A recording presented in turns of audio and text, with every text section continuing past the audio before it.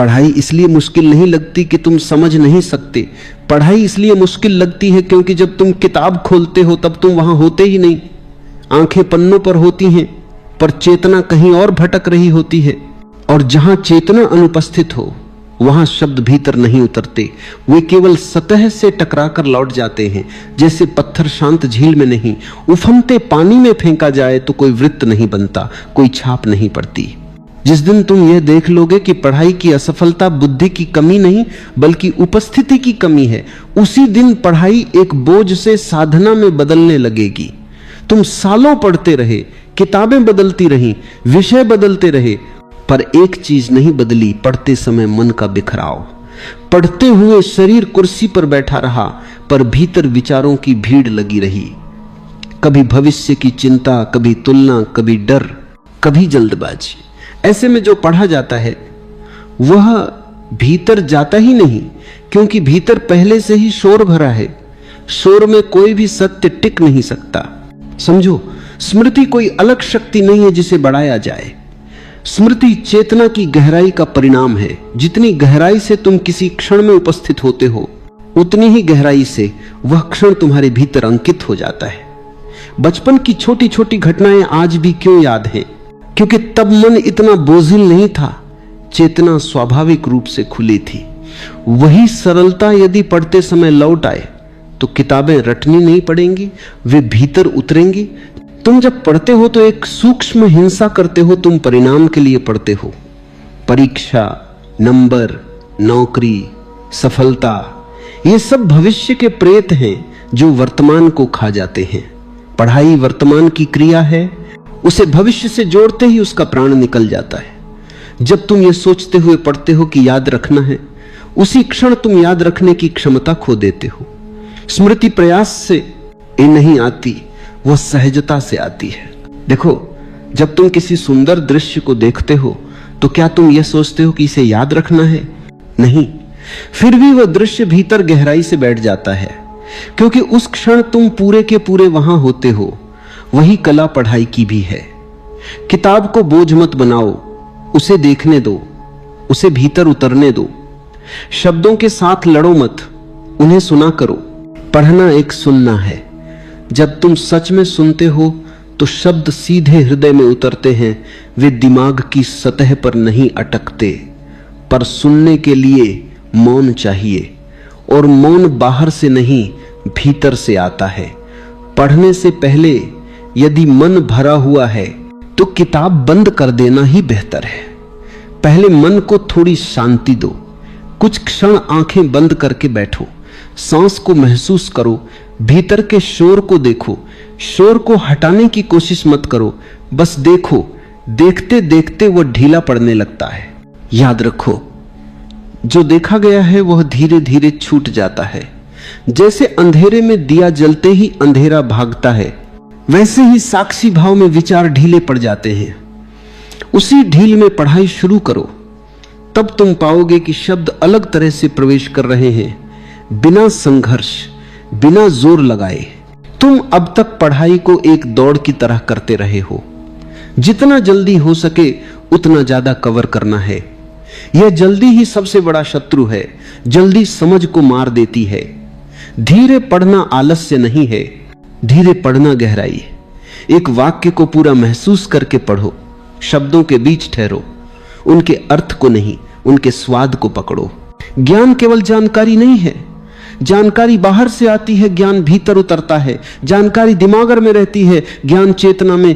जो केवल दिमाग में रहता है वह फिसल जाता है, जो चेतना में उतरता है वह जीवन का हिस्सा बन जाता है। इसलिए सवाल यह नहीं है कि तुम कितना याद रखते हो, सवाल यह है कि तुम कितना जीते हो। तुम्हें यह सिखाया गया कि पढ़ाई कठिन है, कि दिमाग कमजोर है, कि याददाश्त कमजोर है। ये सब झूठ है। दिमाग में कोई कमी नहीं, बस उस पर बहुत सारा कचरा जमा है, और उस कचरे को हटाने का तरीका और कचरा जोड़ना नहीं है, बल्कि देखना है, जागना है। जब तुम पढ़ते समय पूरी तरह उपस्थित होते हो तो पढ़ाई थकाती नहीं, वह ऊर्जा देती है। थकान इस बात का संकेत है कि तुम भीतर विभाजित हो। एक हिस्सा पढ़ रहा है, दूसरा कहीं और भटक रहा है। ये विभाजन ही थकान पैदा करता है। एक हो जाओ, पढ़ते समय बस पढ़ो। शब्दों को समझने से पहले उन्हें महसूस करना सीखो। किसी बात पर तुरंत सहमत या असहमत मत हो जाओ। प्रतिक्रिया मत दो, केवल सुनो। प्रतिक्रिया मन की आदत है, सुनना चेतना की। जितना कम तुम प्रतिक्रिया करोगे उतनी गहराई से बात भीतर उतरेगी। और सबसे गहरी बात, पढ़ाई को आत्म सुधार का साधन मत बनाओ। पढ़ाई खोज है, सुधार नहीं। सुधार में अहंकार छिपा है, खोज में विनम्रता। जब तुम यह सोचते हो कि मुझे बेहतर बनना है, तब तुम पहले से ही भरे हुए हो। जब तुम कहते हो मैं जानना चाहता हूं, तब भीतर जगह बनती है। उस जगह में ही स्मृति जन्म लेती है। स्मृति कोई अलग वस्तु नहीं, वह जागरूकता की छाया है। जहां प्रकाश होता है वहां छाया अपने आप होती है। इसलिए पढ़ाई को जीवन से अलग मत रखो। जो पढ़ा है उसे चलते फिरते देखो, उसे अपने अनुभवों से जोड़ो। ज्ञान को केवल दिमागर की अलमारी में मत रखो, उसे जीने दो।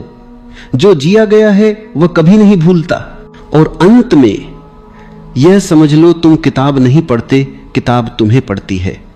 जब तुम खुले होते हो तो शब्द तुम्हारे भीतर उतरकर तुम्हें बदलते हैं, और जो तुम्हें बदल दे वह कभी विस्मृत नहीं होता। यहीं से पढ़ाई बदलनी शुरू होती है, यहीं से स्मृति स्थायी बननी शुरू होती है, यहीं से शब्द छपने लगते हैं। दिम आग पर नहीं, चेतना पर। तुम अब यह धीरे धीरे महसूस करने लगते हो कि पढ़ाई बाहर से भीतर भरने की प्रक्रिया नहीं है, बल्कि भीतर की भीड़ को खाली करने की कला है। जितना तुम भीतर से खाली होते जाते हो, उतना ही जो पढ़ा जाता है वह गहराई से उतरता है। भरे हुए पात्र में कुछ और नहीं डाला जा सकता। यह साधारण सत्य है, पर जीवन में सबसे ज्यादा अनदेखा किया गया है। दिमाग पहले से ही विचारों, स्मृतियों, डर, महत्वाकांक्षा और तुलना से भरा है, और उसी भरे हुए दिमाग में तुम ज्ञान ठूंसने की कोशिश करते हो। फिर आश्चर्य होता है कि कुछ याद क्यों नहीं रहता। याद नहीं रहता क्योंकि उसे उतरने की जगह ही नहीं मिलती। पढ़ाई का पहला चरण पढ़ना नहीं है, पहला चरण खाली होना है। लेकिन खाली होने का अर्थ यह नहीं कि तुम कुछ विशेष करने लगो। खाली होने का अर्थ है जो चल रहा है उसे बिना हस्तक्षेप देखना। जब तुम किताब खोलने से पहले कुछ क्षण केवल बैठकर यह देख लेते हो कि भीतर क्या चल रहा है, तो तुम अपने मन से लड़ नहीं रहे होते, तुम उससे परिचित हो रहे होते हो। यह परिचय ही धीरे धीरे दूरी बनाता है, और दूरी बनते ही मन का शोर कम होने लगता है। याद रखना, मन को शांत करने की कोशिश स्वयं अशांति है, क्योंकि कोशिश करने वाला भी वही मन है। इसलिए यहां कोई प्रयास नहीं चाहिए, केवल साक्षी भाव चाहिए। तुम मन को बदलो मत, उसे देखो। यह देखना ही परिवर्तन है। इसी बिंदु से पढ़ाई ध्यान में बदलनी शुरू होती है। जब तुम इस अवस्था में पढ़ते हो तो शब्द केवल सूचना नहीं रहते, वे जीवित अनुभव बन जाते हैं। तुम पाते हो कि एक एक वाक्य भीतर गूंजता है, जैसे किसी शांत घाटी में आवाज गूंजती है। यह गूंज ही स्मृति है। स्मृति दोहराने से नहीं बनती, स्मृति गूंज से बनती है। अधिकतर लोग पढ़ते समय जल्दबाजी में रहते हैं। वे कहीं पहुंचना चाहते हैं, यह पहुंचने की लालस आ ही उन्हें कहीं नहीं पहुंचने देती। पढ़ाई में मंजिल नहीं होती, यात्रा होती है। जिस दिन तुम मंजिल छोड़ देते हो उसी दिन यात्रा सुंदर हो जाती है, और सुंदर यात्रा कभी भूली नहीं जाती। देखो, जब तुम किसी प्रिय संगीत को सुनते हो तो क्या तुम जल्दी जल्दी उसे खत्म करना चाहते हो? नहीं, तुम तो चाहते हो कि वह ठहरा रहे, फैलता रहे। पढ़ाई भी वही है, यदि उसमें रस आ जाए। पर रस तभी आता है जब तुम तुलना छोड़ देते हो, जब तुम ये देखना बंद कर देते हो कि दूसरे कितनी जल्दी पढ़ रहे हैं, कितनी किताबें खत्म कर रहे हैं, कितने नंबर ला रहे हैं। तुलना तुम्हें सतह पर रखती है। तुलना में गहराई नहीं होती। गहराई तब आती है जब तुम स्वयं के साथ होते हो। जब पढ़ते समय केवल तुम और शब्द होते हैं, कोई तीसरा नहीं, न समाज, न प्रतियोगिता, न परिणाम। उस एकांत में पढ़ाई पहली बार अपने असली रूप में प्रकट होती है। तुम्हें यह भी समझना होगा कि दिमाग एक यंत्र है, वह उपयोगी है, पर वह मालिक नहीं है। जब दिमाग मालिक बन जाता है तब वह हर चीज को संग्रह की तरह देखने लगता है। कितना याद रखा, कितना भूल गया। यह हिसाब किताब पढ़ाई को मृत बना देता है। पढ़ाई का संबंध जीवन से है, संग्रह से नहीं। जब तुम पढ़ते समय ये देखते हो कि कोई विचार उठ रहा है, ये याद रहेगा या नहीं, तो बस उसे देखो, उससे लड़ो मत, उसे पकड़ो मत। वो विचार आया और गया, तुम पढ़ते रहो। धीरे धीरे ऐसे विचारों की शक्ति कम होने लगती है, क्योंकि उन्हें ऊर्जा तुम्हारे ध्यान से मिलती थी और अब तुम ध्यान नहीं दे रहे। बहुत लोग शिकायत करते हैं कि पढ़ते समय नींद आने लगती है। वे सोचते हैं कि यह आलस्य है। नहीं, यह आलस्य नहीं है। यह संकेत है कि तुम पढ़ते समय जागरूक नहीं हो। तुम शब्दों को देख रहे हो, पर भीतर कोई संपर्क नहीं बन रहा। जब संपर्क नहीं बनता तो ऊर्जा नीचे गिरने लगती है और नींद आ जाती है। यदि पढ़ते समय नींद आए तो अपने आप को दोष मत दो, किताब बंद कर दो, कुछ देर टहल लो, शरीर को महसूस करो, फिर दोबारा पढ़ने बैठो, लेकिन इस बार थोड़ी धीमी गति से, अधिक सजगता के साथ। पढ़ाई शरीर से अलग नहीं है। शरीर को नकारोगे तो पढ़ाई भी नकारात्मक हो जाएगी। एक और गहरी बात, तुम हमेशा सोचते हो कि पढ़ाई दिमाग से होती है। नहीं, सच्ची पढ़ाई पूरे अस्तित्व से होती है। आंखें देखती हैं पर समझ हृदय में उतरती है। जब हृदय खुला होता है तब शब्द भीतर गहराई से जाते हैं। जब हृदय बंद होता है तब शब्द दिमाग की सतह से आगे नहीं बढ़ते। हृदय को खोलने का अर्थ भावुक होना नहीं है। हृदय को खोलने का अर्थ है ग्रहणशील होना। ग्रहणशीलता तब आती है जब अहंकार ढीला पड़ता है, जब तुम यह स्वीकार करते हो कि मैं नहीं जानता। उसी क्षण जानने का द्वार खुलता है। जो पहले से जानता है वो नया कैसे सीखेगा। इसलिए पढ़ते समय यह भाव रखो कि तुम खोज में हो, निर्णय में नहीं। तुम सत्य को खोज रहे हो, उसे साबित नहीं कर रहे। जैसे ही तुम किसी बात को सही या गलत ठहराने लगते हो, तुम सुनना बंद कर देते हो, और जहां सुनना बंद हुआ वहां सीख भी बंद हो गई। पढ़ाई का यह आयाम बहुत सूक्ष्म है। यह बाहर से दिखाई नहीं देता, पर भीतर क्रांतिकारी परिवर्तन लाता है। धीरे धीरे तुम पाओगे कि तुम्हें दोहराने की जरूरत कम पड़ रही है। जो एक बार पढ़ा वह अपने आप याद आ जाता है, क्योंकि वो याद नहीं रखा गया था, वो जिया गया था। तुम्हें यह भी समझना होगा कि भूलना कोई दुश्मन नहीं है। भूलना भी एक प्रक्रिया है। जो बात जीवन के लिए आवश्यक है वह टिकेगी। जो केवल डर या दबाव में पढ़ी गई है वह गिरेगी। इससे घबराओ मत। पढ़ाई को संग्रहालय मत बनाओ। पढ़ाई नदी है, जो बहता है वही जीवित है। जब तुम इस सहजता को समझ लेते हो तो पढ़ाई में तनाव समाप्त होने लगता है, और जहां तनाव समाप्त होता है वहीं स्मृति खिलती है। तनाव स्मृति का सबसे बड़ा शत्रु है। तनाव में दिमाग सिकुड़ जाता है। सिकुड़े हुए दिमाग में कुछ भी गहराई से नहीं उतर सकता। इसलिए पढ़ते समय स्वयं को बार बार याद दिलाने की जरूरत नहीं कि ध्यान रखना है। ध्यान रखने की जरूरत नहीं, ध्यान होने दो।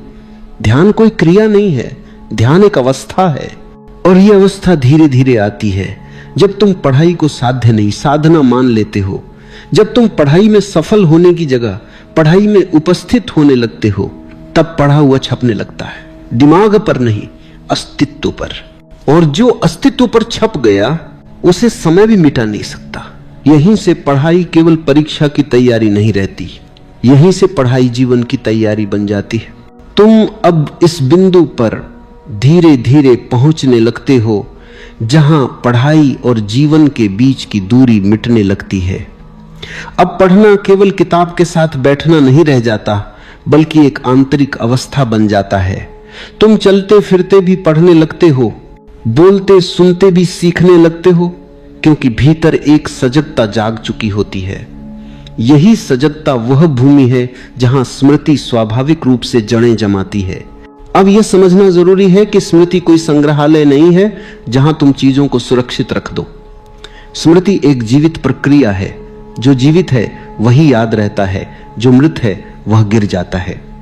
तुम जो पढ़ते हो, यदि वह तुम्हारे जीवन से जुड़ जाता है तो वह कभी नहीं भूलता, और यदि वह जीवन से कटा हुआ है तो चाहे जितना दोहराओ वह फिसल ही जाएगा। लोग अक्सर कहते हैं मैं पढ़ता तो बहुत हूं पर भूल जाता हूं। सच यह है कि वे पढ़ते तो हैं पर जीते नहीं। पढ़ाई और जीवन के बीच एक दीवार खड़ी कर दी गई है। पढ़ाई को परीक्षा तक सीमित कर दिया गया है। जैसे ही परीक्षा खत्म, ज्ञान का कोई मूल्य नहीं रह जाता। ऐसे ज्ञान का टिकना असंभव है। जिस दिन तुम यह देख लेते हो कि पढ़ाई जीवन की समझ बढ़ाने का साधन है, न कि केवल उत्तर लिखने का, उसी दिन पढ़ा हुआ भीतर स्थायी होने लगता है। क्योंकि तब पढ़ते समय तुम्हारा पूरा अस्तित्व शामिल होता है। तब तुम केवल आंखों से नहीं पढ़ते, तुम अपने अनुभवों से पढ़ते हो। मान लो तुम कोई विचार पढ़ते हो, यदि तुम उसे केवल शब्दों के रूप में लेते हो तो वह हल्का रहेगा। लेकिन यदि तुम यह देखने लगो कि यह विचार तुम्हारे जीवन में कहां घटित हो रहा है, तो वही विचार गहरा हो जाता है। गहराई ही स्मृति है। बहुत लोग ये गलती करते हैं कि पढ़ते समय वे खुद को साबित करने लगते हैं। मैं ये जानता हूं, ये तो मुझे पहले से आता है। ये जानने का अहंकार सीखने के द्वार बंद कर देता है। जो पहले से भरा हुआ है उसमें नया कैसे उतरेगा। इसलिए पढ़ते समय यह भाव रखना कि तुम खाली हो, अनजान हो, खोज में हो, यही सबसे बड़ी योग्यता है। याद रखना, अज्ञान कोई समस्या नहीं है। अज्ञान को न मानना समस्या है। जो यह स्वीकार कर लेता है कि मैं नहीं जानता, वही वास्तव में जानने की दिशा में बढ़ता है और वही पढ़ाई को गहराई देता है। एक और सूक्ष्म बात, तुम जिस भाव में पढ़ते हो वही भाव स्मृति बन जाता है। यदि डर में पढ़ते हो तो डर ही याद रहेगा, ज्ञान नहीं। यदि दबाव में पढ़ते हो तो थकान याद रहेगी, बात नहीं। यदि सहजता में पढ़ते हो तो वही सहजता ज्ञान के साथ जुड़ जाएगी। और सहजता में पढ़ा गया कभी नहीं भूलता। इसलिए पढ़ते समय अपने भाव को देखो, केवल विषय को नहीं, अपनी अवस्था को देखो। यदि भीतर कसाव है तो कुछ देर रुक जाना ही बेहतर है। जब तक भीतर थोड़ी ढील न आ जाए पढ़ना मत, क्योंकि कसाव में जो जाता है वह टिकता नहीं। अब यह भी समझना आवश्यक है कि दोहराना अपने आप में गलत नहीं है, पर दोहराना तब अर्थपूर्ण है जब वह आनंद से हो, मजबूरी से नहीं। जब तुम किसी बात को आनंद से दोहराते हो तो वह खेल बन जाती है। जब मजबूरी से दोहराते हो तो वो बोझ बन जाती है। बोझ स्मृति को कुचल देता है, खेल स्मृति को जीवित रखता है। तुमने देखा होगा, जो चीजें तुम्हें पसंद हैं उनके बारे में तुम्हें बार बार पढ़ना नहीं पड़ता, वे अपने आप याद रहती हैं। क्यों? क्योंकि वहां रस है। रस जहां है वहां स्मृति है। इसलिए सवाल यह नहीं कि तुम कितनी देर पढ़ते हो, सवाल यह है कि तुम कितने रस के साथ पढ़ते हो। रस पैदा करने का एक ही तरीका है, जल्दी छोड़ देना। जल्दी रस की दुश्मन है।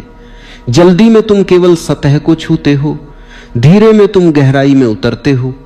एक वाक्य को पूरा जी लेना 100 पन्ने जल्दी जल्दी पलटने से कहीं ज्यादा मूल्यवान है। धीरे धीरे तुम यह भी देखोगे कि तुम्हें नोट्स बनाने की, मार्क करने की, बार बार अंडरलाइन करने की जरूरत कम पड़ रही है, क्योंकि अब भीतर की चेतना स्वयं चयन करने लगी है। जो आवश्यक है वह अपने आप उभर आता है, जो अनावश्यक है वह अपने आप गिर जाता है। यह चयन बुद्धि से नहीं, सजगता से होता है। अब पढ़ाई में एक नया आयाम जुड़ता है, मौन। शब्दों के बीच का मौन, दो वाक्यों के बीच का ठहराव। वही ठहराव असली सीख है, क्योंकि सीख शब्दों में नहीं, शब्दों के बीच घटती है।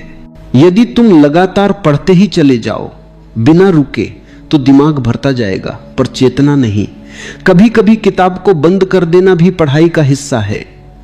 कुछ क्षण चुपचाप बैठ जाना, जो पढ़ा है उसे भीतर गूंजने देना, यही गूंज स्मृति बनती है। याद रखो, पढ़ाई में मौन उतना ही आवश्यक है जितना शब्द। जैसे संगीत में विराम उतना ही महत्वपूर्ण होता है जितना स्वर।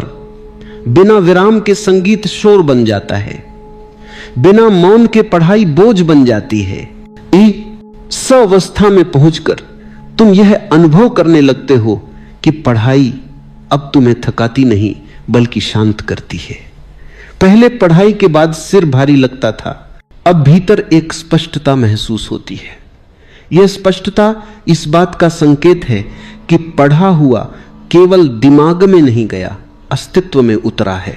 और जो अस्तित्व में उतर गया उसे याद रखने की जरूरत नहीं होती, वह अपने आप उपस्थित रहता है। यहीं से पढ़ाई एक नई दिशा लेती है, यहीं से स्मृति प्रयास नहीं रहती, स्वभाव बन जाती है। अब तुम उस अंतिम बिंदु के निकट पहुंचते हो जहां पढ़ाई, स्मृति और चेतना तीनों एक ही धारा बन जाती हैं। यहां कोई प्रयास नहीं बचता, कोई तकनीक नहीं बचती, कोई तरीका नहीं बचता। यहां केवल एक सरल सत्य शेष रह जाता है। तुम जैसे हो उसी अवस्था में पढ़ते हो और वही अवस्था पढ़े हुए को आकार देती है। यदि तुम खंडित हो तो स्मृति खंडित होगी, यदि तुम शांत हो तो स्मृति शांत और गहरी होगी। यहां यह समझना आवश्यक है कि पढ़ाई जीवन से अलग कोई क्रिया नहीं है। जिस प्रकार तुम खाते हो, चलते हो, सांस लेते हो, उसी प्रकार पढ़ते हो। यदि तुम भोजन करते समय बेचैन हो तो भोजन भी शरीर को पूरा पोषण नहीं देता। यदि तुम सांस लेते समय तनाव में हो तो सांस भी उथली हो जाती है। ठीक वैसे ही यदि तुम पढ़ते समय भीतर टूटे हुए हो तो ज्ञान भी अधूरा ही उतरता है। इसलिए अंतिम शिक्षा कोई नई विधि नहीं देती, बल्कि एक स्मरण देती है। समग्र बनो।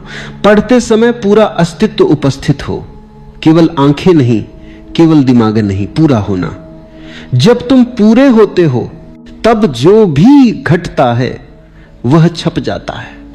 छपने के लिए जोर नहीं लगाना पड़ता, जैसे मोम पर मुहर अपने आप छप जाती है। अब तुम ये भी देखने लगते हो कि जितना अधिक तुम याद रखने की चिंता छोड़ते हो उतना ही स्मरण सहज होता जाता है। चिंता स्मृति को कस देती है। कसाव में कोई भी चीज गहराई से नहीं उतरती, ढील में ही उतरती है। ढील का अर्थ लापरवाही नहीं है, ढील का अर्थ है भरोसा। भरोसा की जो आवश्यक है वह टिकेगा। यह भरोसा बहुत क्रांतिकारी है, क्योंकि अब तक तुम्हें डर सिखाया गया था। डर की यदि तुमने ध्यान नहीं दिया तो भूल जाओगे, डर की यदि तुमने दोहराया नहीं तो असफल हो जाओगे। यह डर पढ़ाई को हिंसा बना देता है, और जहां हिंसा है वहां संवेदनशीलता नहीं बचती। स्मृति संवेदनशीलता चाहती है, कठोरता नहीं। अब तुम यह भी समझते हो कि हर चीज को याद रखना आवश्यक नहीं है। यह समझ आते ही दिमाग हल्का होने लगता है। हल्कापन ही गहराई का द्वार है। भारी दिमाग ऊपर ऊपर तैरता है, हल्का दिमाग भीतर उतरता है। जब यह हल्कापन आता है तो पढ़ाई का स्वाद बदल जाता है। अब पढ़ाई जिम्मेदारी नहीं रहती, खोज बन जाती है। खोज में थकान नहीं होती, उत्सुकता होती है। उत्सुकता ही सबसे शुद्ध ऊर्जा है, और जहां ऊर्जा है वहां स्मृति अपने आप बनती है। अब तुम यह भी देखने लगते हो कि दिन भर तुम जिस तरह जीते हो वही तुम्हारी पढ़ाई की गुणवत्ता तय करता है। यदि तुम दिन भर भागदौड़ में हो, प्रतिक्रिया में हो, तनाव में हो तो पढ़ाई भी वैसी ही होगी। पढ़ाई अलग द्वीप नहीं है, वह पूरे जीवन का प्रतिबिंब है। इसलिए जो व्यक्ति जीवन में थोड़ा थोड़ा मौन लाता है वही पढ़ाई में गहराई लाता है। जो व्यक्ति जीवन में ठहरना सीखता है वही पढ़ाई में टिकना सीखता है। जो व्यक्ति स्वयं के साथ बैठ सकता है वही किताब के साथ बैठ सकता है। यहां कोई अलग साधना नहीं है, जीवन ही साधना है। पढ़ाई उसी साधना का एक रूप है। जब तुम सुबह उठते हो और कुछ क्षण बिना किसी लक्ष्य के बैठे रहते हो, जब तुम चलते समय अपने कदमों को महसूस करते हो, जब तुम बोलते समय अपने शब्दों को सुनते हो, तब तुम धीरे धीरे वही अवस्था पैदा कर रहे होते हैं वो जिसमें पढ़ा हुआ छपता है। अब स्मृति कोई समस्या नहीं रह जाती, वह एक स्वाभाविक परिणाम बन जाती है।